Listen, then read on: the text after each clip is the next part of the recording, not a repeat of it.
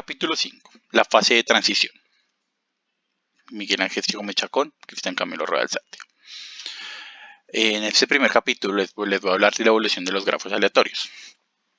Primero, un grafo aleatorio.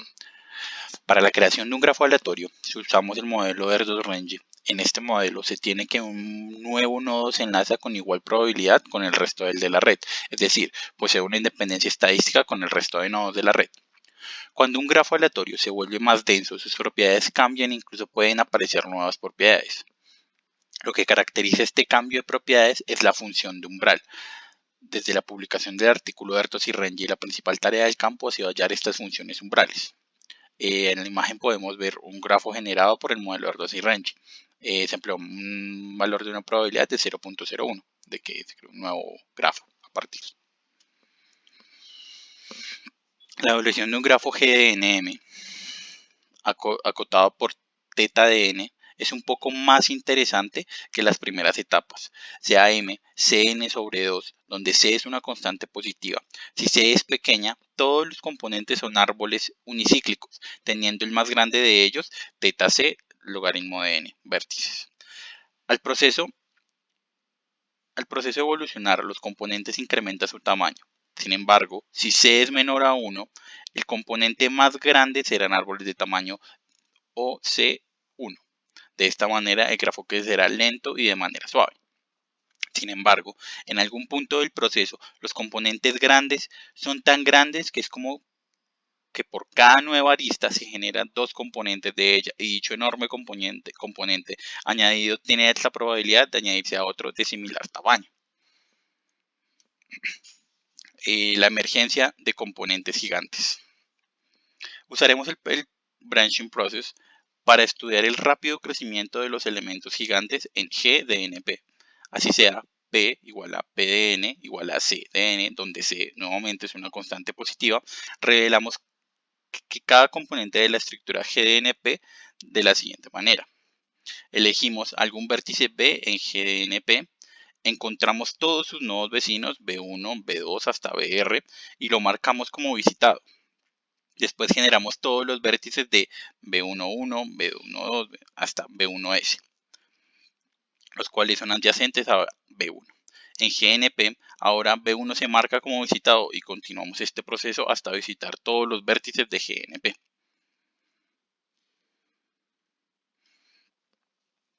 Entonces ahora vamos a ver la emergencia de componentes gigantes, una mirada detallada, la fase subcrítica. La evolución de grafos aleatorios Erdős y Rengel tiene dos fases claramente distinguibles. La primera fase es el principio de la evolución, se puede describir como una colección de pequeños componentes, los cuales son en la mayoría árboles. Siguiendo la descripción del proceso, empieza de manera lenta. Aquí podemos ver en la diapositiva que empieza de una manera muy lenta el crecimiento. Después hablamos de la 5.3, emergencia de los componentes gigantes, una mirada detallada ahora a la fase supercrítica. Ahora vemos que cuando m igual a cn sobre 2 y c pasa el valor crítico de 1, vemos como la estructura de árboles monocíclicos y pequeños con pequeños componentes se transforma y genera lo que llamamos componentes gigantes, y estos dominan el grafo. Así, este periodo donde aparecen componentes gigantes lo llamamos fase de transición. También observamos que a partir de este punto los componentes gigantes devoran a los pequeños árboles monocíclicos. En esta sección consideraremos el comportamiento de GNM en la fase supercrítica temprana. M igual n sobre 2 más s y n a la 2/3 mucho mayor que s y s mucho mayor que m. En particular, observaremos la estructura del componente gigante tan pronto emerge. Nosotros ya conocemos que el componente más grande en la fase supercrítica es complejo. Sin embargo, ¿qué sucede con los excesos KNM? En primer lugar, podemos observar que es casi seguro que ningún componente complejo nuevo puede emerger en la fase supercrítica, explicado anteriormente en el teorema 5.8. Entonces, al adicionar una arista al grafo en la fase supercrítica, puede incrementar el valor del exceso en 1. si se conectan dos vértices al componente más grande o se une el componente gigante a uno de los componentes unicíclicos. Sabiendo que estamos en la fase supercrítica, el tamaño del componente más grande es cercano a 4i, por lo que tenemos que la probabilidad de x sub i igual a 1 es aproximadamente la combinatoria 4i sobre 2 sobre la combinatoria n2 menos n sobre 2 menos i, que es aproximadamente 16i al cuadrado sobre n al cuadrado. Por lo tanto, k' de nm es aproximadamente 16i al cuadrado sobre n al cuadrado, que a su vez es aproximado de 16s al cubo sobre 3n al cuadrado. Entonces podremos decir que el valor de Knm debe ser aproximadamente 16s al cubo sobre 3n al cuadrado. Como pues efectivamente podemos ver en el teorema 5.13, que dice que sea W igual a Wn tendiendo al infinito y M igual a n sobre 2 más S, donde S mayor o igual a n a la 2 tercios W, pero S a su vez es mayor o igual que n sobre W. Entonces la probabilidad de al menos 1 menos W menos 0.1, tenemos que Knm menos 16s al cubo sobre 3n al cuadrado es mayor o igual que W menos 0.1 s al cubo sobre n al cuadrado. Y también tenemos que hay que tener en cuenta que la variable aleatoria Knm apropiadamente normalizada tiene una distribución normal asintótica, y en vez de usar 16s al cubo sobre 3n al cuadrado, se debe utilizar 2 por s al cuadrado menos s a la menos 2, todo esto sobre n más 2s, que se aproxima un poco más al valor de Knm. Para todo m igual n sobre 2 más s, donde n a la 2 tercios es mucho mayor que s, que es igual de orden n. Ahora vamos a mirar su estructura interna, la estructura del grafo interno. Antes de escribirla, recordemos que el núcleo del grafo G, representado por CRG, es el máximo subgrafo de G con el grado mínimo 2. Un kernel o un grafo G, cuyos componentes son todos complejos. Nos referimos a un multigrafo, posiblemente con ciclos, obtenidos del núcleo de G, reemplazando cada camino, cuyos vértices internos son de grado 2, o por lados simples, como lo podemos ver en la gráfica que tenemos aquí mostrado. Notemos que el grado mínimo de un kernel es de grado 3, y tanto el núcleo como el kernel de G tienen el mismo exceso que el grafo original. Entonces podemos ver tres imágenes. La primera es del grafo, la segunda es cómo sería un núcleo y la tercera es el del kernel. Entonces podemos determinar que el tamaño promedio para un núcleo de uno de los componentes más grandes viene siendo dado por combinatoria K sobre 2 de C de K L-1 sobre sobre C, perdón, K L. Hay que tener en cuenta que sabemos que el grafo en su núcleo posee múltiples vértices de diferentes grados, y para poder pues conocer asimismo todos los vértices que posee el núcleo, tenemos el siguiente teorema.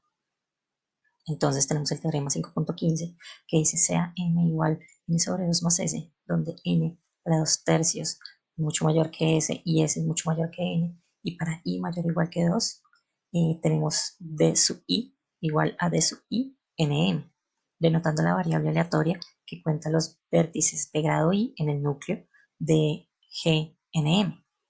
Entonces podemos ver lo siguiente: d igual a 2 es igual a 1 más o sub p 1 multiplicado por 8s al cuadrado sobre n, y d sub 3 es igual a 1 más o sub p de 1 multiplicado por 32s al cubo sobre 3n al cuadrado. Además, para dado i mayor o igual que 4 de sub i es igual o sub p de s a la i sobre n i menos 1. Y si s es mucho mayor que n a la 1 menos 1 sobre i, mientras que para n 1 menos 1 sobre i mucho mayor que s, mucho mayor que n, se tiene que d sub i es igual a 1 más o p de 1 por 2 a la 2i sobre i factorial por s a la i sobre n a la i menos 1. Hay que tener en cuenta que desde que la fase supercrítica del grafo no contenga componentes complejos, exceptuando el gigante, todos los vértices que contengan más de 3 vecinos en el núcleo pertenecen al componente más largo del grafo aleatorio. ¿Esto qué quiere significar? Lo anterior implica que en la fase supercrítica, mientras que n a la 2/3 mucho mayor que s y s mucho mayor que n, la mayoría de los vértices del kernel del componente más largo van a ser de grado 3. Por otro lado, podemos estimar el ciclo más largo que puede tener un componente gigante, que es lo que explica el teorema 5.17. Dice, sea m igual n sobre 2 más s, donde n a la 2/3 es mucho mayor que s y s mucho mayor que n, entonces la longitud del ciclo más largo de G nm se encuentra entre 16 más OP1 por s al cuadrado sobre 3n y 7.496 más OP1 por s al cuadrado de n. Hay que tener en cuenta que muchos de estos teoremas, el mismo libro lo explica, son demasiado complejos y por lo tanto se da una aproximación de lo que puede ser la teoría. Sin embargo, pues no se da como tal una prueba exacta.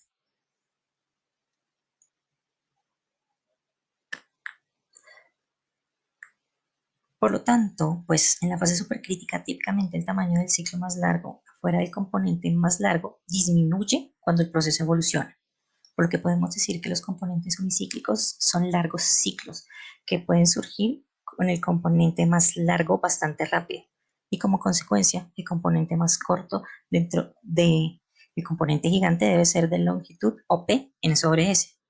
Por lo tanto, podemos decir que en la fase supercrítica todos los ciclos largos son contenidos en el componente gigante, mientras que todos los ciclos pequeños se van a encontrar fuera de este. Todo esto lo podemos resumir en el siguiente teorema, que dice sea s igual Sn, una función tal que n a la 2/3 mucho mayor que s y s mucho mayor que n.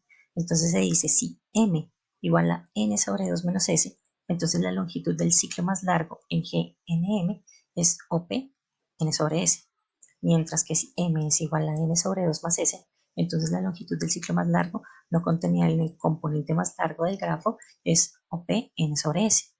Más allá es cierto que para la longitud del ciclo más corto contenido en el componente gigante de Gnm.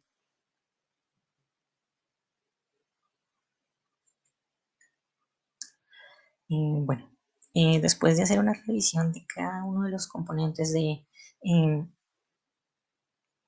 el componente gigante, que fueron sus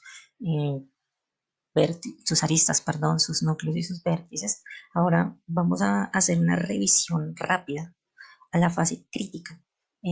Pues como se ha hablado dentro del capítulo, esta parte es crucial en el periodo de transición, cuando el componente gigante ya está a punto de emerger. Tenemos en cuenta que existe una fase subcrítica y una supercrítica. Entonces, en esta sección va a hablar acerca de lo que sucede cuando está en ese punto, cuando está emergiendo. Entonces, conociendo los teoremas anteriores, conocemos que este es uno de los pocos momentos en donde más de un componente complejo aparece. El teorema 5.8 nos habla de los componentes creados en el periodo crítico deben ser bastante grandes y no deben ser muy numerosos. A continuación, pues, con los siguientes teoremas vamos a hablar que todos son del mismo tamaño. Entonces, estos componentes, los más grandes, OP n a la 2/3, y todos sus excesos están limitados en probabilidad. Entonces, primero tenemos el teorema 5.19, que nos habla de sea n igual a n sobre 2 más o a la n a la 2 tercios y sea R1 denotado como el número de L componentes en GNM, entonces la sumatoria de L mayor o igual a 3 medios de L por RL es igual a OP1. Y todos los componentes complejos de GNM tienen OP n a la 2 tercios vértices combinados. Resulta que cada probabilidad acotada a 0 y 1 está acotada a 0 y 1, y cada posible configuración no excluida por el resultado anterior, siempre que no limitemos los tamaños de los componentes más grandes hasta un factor de 1 más O a la 1. También tenemos el teorema 5.20, que nos dice sea C y D constantes, tal que menos infinito mayor que C, y C mayor que infinito, y D mayor que 0, y M igual n sobre 2 y Cn a la 2 tercios. Entonces, para cada familia de parejas regulares triples no intersectantes, T igual T sub 1, T sub 2, así hasta T sub n, y cada secuencia de números naturales T igual T sub 1, T sub 2 y T hasta T sub n. El límite P, siendo función P, C, D, la pareja regular intersectante y la secuencia de números naturales va a ser igual al límite de n tendiendo al infinito de la probabilidad de A de la pareja regular triple y el número natural, el cual existe y está comprendida entre 0 y 1. Esto viene inmediatamente del teorema 5.17 y 5.18, que para m igual n sobre 2 y o 2 tercios, cada ciclo contenido en el componente más largo de GNM tiene tamaño O 1 tercio. De hecho, desde que el núcleo de un componente complejo es obtenido por el kernel colocado vértices de grado 2 en sus lados, no es difícil ver el siguiente enunciado. Sea m igual n sobre 2 más o n a la 2 tercios, entonces cualquiera de dos vértices de grado 3 en el núcleo de GNM tienen distancia OP n a la 1 tercio uno del otro. En particular, el periodo crítico de GNM no contiene ciclos diagonales. En la siguiente sección nos vamos a enfocar en las propiedades que se mantienen a lo largo de todo el proceso del grafo aleatorio, empezando con un ejemplo de estas posiciones globales. Sea W igual WN tendiendo al infinito como N tendiendo al infinito con W mayor o igual a N a la 1 sexto. Además, para N igual N sobre 2 más S, sea K más o menos N, N igual 1 más o menos 1 sobre logaritmo de W por N al cuadrado sobre 2S al cuadrado por logaritmo de S al cubo sobre N al cuadrado. Entonces, casi seguramente para el proceso de grafo aleatorio se cumple lo siguiente. Tenemos tres opciones que dicen que si S está comprendida entre menos n sobre W y menos WN a la 2 tercios, entonces K menos N a la N mayor o igual que L sub 1 N a la M mayor o igual que K más N a la M. Entonces, esa es la primera opción. La segunda opción es que si está comprendida entre, S está comprendida entre menos W de N a la 2 tercios y W N a la 2 tercios. Entonces, L sub 1 de N a la M va a estar comprendida entre N a la 2 tercios sobre W al cuadrado y 5W N a la 2 tercios. Y la tercera opción es que si S está comprendida entre W a la N a la 2 tercios y N sobre W, entonces L sub 1 de NM menos 4S va a ser mayor que W a la menos un cuarto de S. Lo anterior nos hace caer en cuenta del valor de la variable aleatoria L1 sobre M que no puede disminuir durante el proceso aleatorio. Ahora bien, vamos a explicar uno de los teoremas más importantes que se llama la regla de la simetría. Lo primero que hay que tener en cuenta es que para este punto, imaginemos que deseamos únicamente no obtener el tamaño de el componente gigante, sino queremos obtener uno de los tamaños de uno de los componentes más grandes. Sin embargo, no el componente gigante. Como ya hemos hablado en todo, pues la exposición, en la fase subcrítica no habría ningún problema porque pues los dos componentes se comportarían casi de manera similar. Sin embargo, al momento de pasar a la fase supercrítica, sabemos que uno de los componentes uno de los componentes va a empezar a fusionarse con los demás componentes, y pues los componentes que no se fusionen con este probablemente van a empezar a perder sus vértices y van a tender a desaparecer.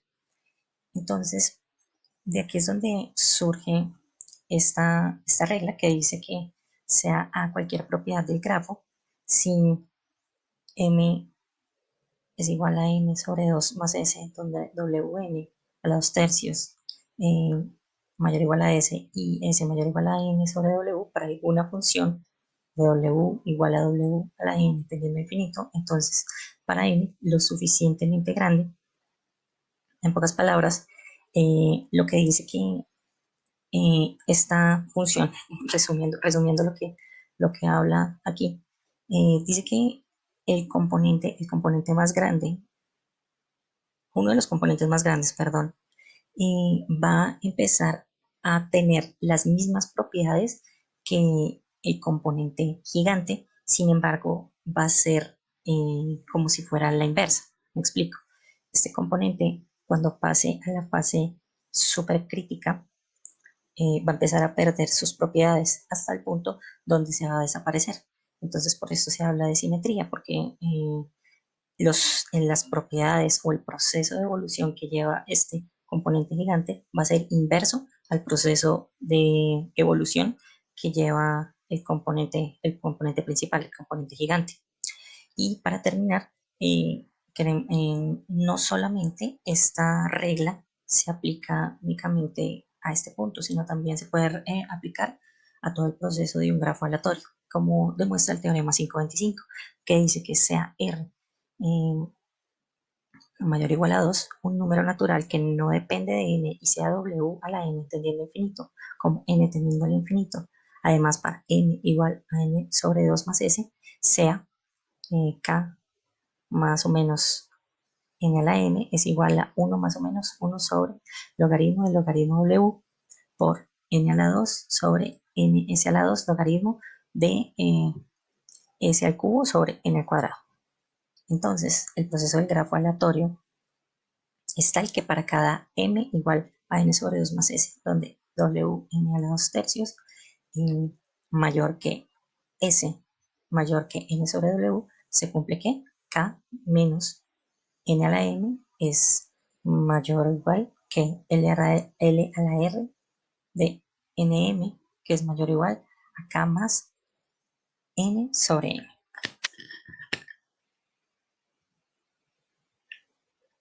Aleatorios que no corresponden a ninguna propiedad de GNM. El primer problema a considerar es la pregunta realizada por Erdos acerca de la longitud xi sub n del primer ciclo que aparece durante el proceso del grafo aleatorio.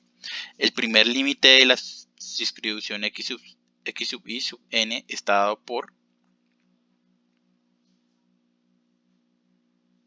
teorema 526, que por cada j mayor o igual a 3, límite de n cuando tiende al infinito de Pn igual a j es igual a un medio de la integral de 0 a 1 de t de j menos 1 e por e a la t medios a la t sobre 2 más t cuadrado sobre 4 por la raíz cuadrada de 1 menos t de t.